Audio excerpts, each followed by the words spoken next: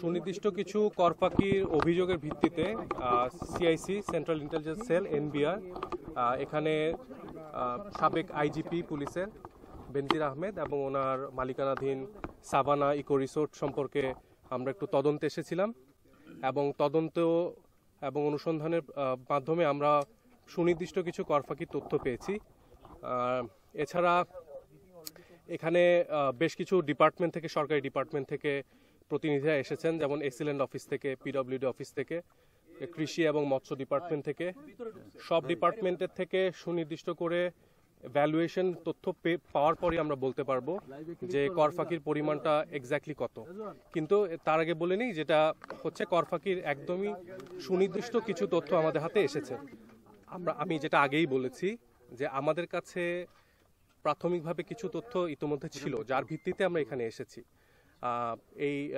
যে ব্যক্তি অথবা যে প্রতিষ্ঠানের বিরুদ্ধে অভিযোগটা এসেছে তাদের আয়কর নথি যাচাই করা হয়েছে। যাচাই শেষে আমরা দেখেছি যে কি পরিমাণ তথ্য আয়কর নথিতে দেখানো হয়েছে, কি পরিমাণ তথ্য দেখানো হয়নি। সেই তথ্যটুকুই আমরা এখানে ভেরিফাই করেছি এবং যেটুকু আমাদের ডকুমেন্ট হস্তগত হয়েছে বা ইনফরমেশন, সেটুকুর ভিত্তিতেই বলা যায় যে যথেষ্ট পরিমাণ বিশাল অঙ্কেরই কর ফাঁকির তথ্য আছে। তারপরও একদম সুনির্দিষ্ট হওয়ার জন্য আমাদেরকে কিছুদিন অপেক্ষা করতে হবে, কারণ আমি আগেই বলেছি কিছু বিভাগের কাছ থেকে আমাদের কিছু তথ্য সংগ্রহ করতে হবে সুনির্দিষ্ট, তাহলে আমরা বলতে পারবো এক্স্যাক্ট ফিগারটা। যতক্ষণ পর্যন্ত সব তথ্য আমাদের হাতে না আসবে, সব বিভাগ থেকে, সব ডিপার্টমেন্ট থেকে ভ্যালুয়েশন রিপোর্ট না আসবে, ততক্ষণ পর্যন্ত এক্স্যাক্ট ফিগার বলাটা মুশকিল। তবে অঙ্কটা বেশ বড়ই, এটা আমরা এখন সুনির্দিষ্ট করে বলতে পারবো না। দেখেছেন আমরা মাত্র অল্প কিছুক্ষণের জন্য এখানে বসেছি, আমাদের আরো কিছু ইনভেস্টিগেশন বাকি আছে। আমরা পুরোটা সম্পূর্ণ করি, তাহলে আমরা বোধহয় আরো ভালো করে বলতে পারবো।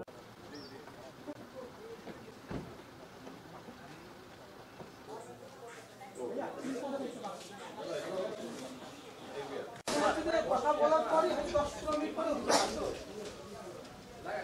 পাইছেন? হ্যাঁ ভাই।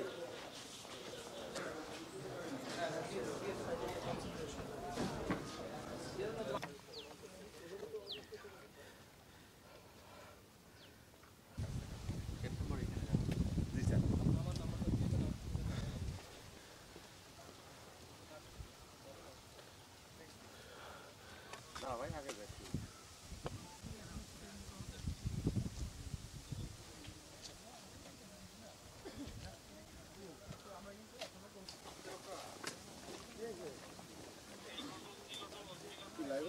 নাম ওঠে নাই।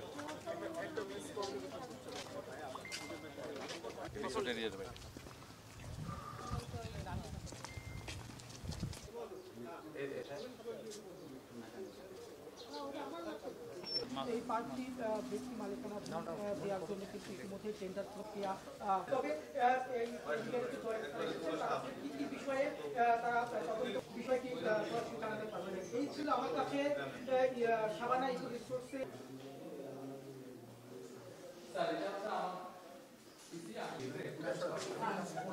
আচ্ছা, আমাদের তো আসলে এখানে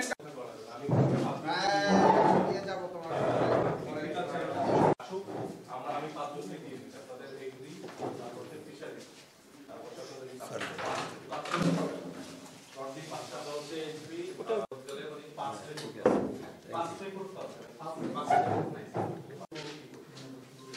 কোথায় ডকুমেন্টগুলো এইগুলো এইগুলো আমাদের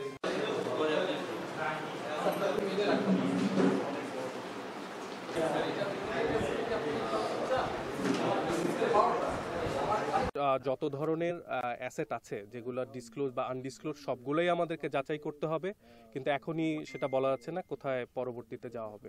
এর আয়কর আইনে যেই বিধান আছে, কর ফাঁকির তথ্য যদি আমরা পেয়ে থাকি সেটা আমরা একটা রিপোর্ট করে সেটা আমরা সংশ্লিষ্ট কর অফিসকে জানাবো। কর অফিস সেটার ভিত্তিতে প্রয়োজনীয় ব্যবস্থা গ্রহণ করবে। এই বিধান তো অবশ্যই আমাদের আইনে আছে। এখন আমরা যখন তথ্য দিয়ে এটা স্ট্যাবলিশ করে ফেলতে পারবো, তার পরবর্তীতে ঊর্ধ্বতন কর্তৃপক্ষ নির্দেশনা অনুযায়ী যদি প্রয়োজন বোধ করি আমরা মামলার দিকে যেতে পারবো। তবে এখন আমাদের মূল উদ্দেশ্য হচ্ছে কর ফাঁকিটা স্ট্যাবলিশ করা, এবং সেটার জন্য যথেষ্ট পরিমাণ এলিমেন্ট আমাদের হাতে আছে ইতিমধ্যে।